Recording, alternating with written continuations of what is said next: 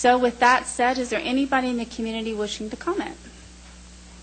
Please state your name and address for the record, and please make sure the microphone is on so we can hear.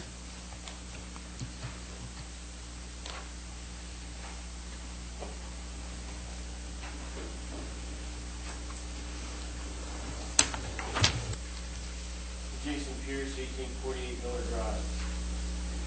When Fire Task Force was started, it was stated that the firefighters in the city were overworked. To add to it, 2 of the firefighters left and were not replaced. Which way's on? Which way's on? Okay. What has the city done to fix this problem? To assist our overworked firefighters? Nothing. What about FEMA staffing and adequate fire and emergency response grants known as SAFER grants for funding? This is an easy way for cities to get funding for staffing. I'm not here to speak for or against the levy. Besides, the funds are not available until 2010, and the problem we have exists right now.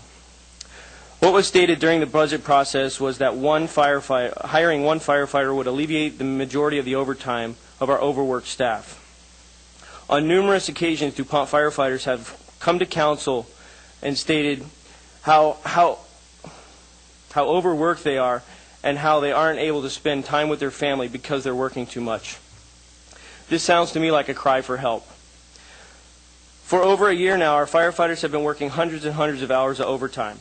At what point is the city going to realize that by working our firefighters so much hinders their performance? Not that they would do it on purpose, but when you're overworked, stressed, and tired, your head isn't always in the game, and mistakes can be made. That's not even taking into account the physical aspect of being a firefighter, such as long-term fatigue that these guys may or may not realize is affecting them. If there was to be a long-duration event in DuPont, would the firefighters be able to deal with the problem at hand without becoming part of the problem due to the physical and mental fatigue that has been built up over time for working so much? Let's hope we never find out. Council, I ask you now to look at this problem immediately. What has to happen before the city and you as elected officials realize that the burden lies upon you? On another note, I heard Dick Small's name talked about quite a bit last council meeting in reference to the fire task force.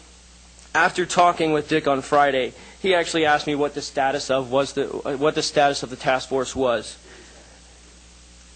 because he did not attend the last few meetings and didn't vote on anything, and asked me if I could obtain a copy of the task force findings so he could actually read them and make a decision for himself. Thank you for your time. Thank you very much.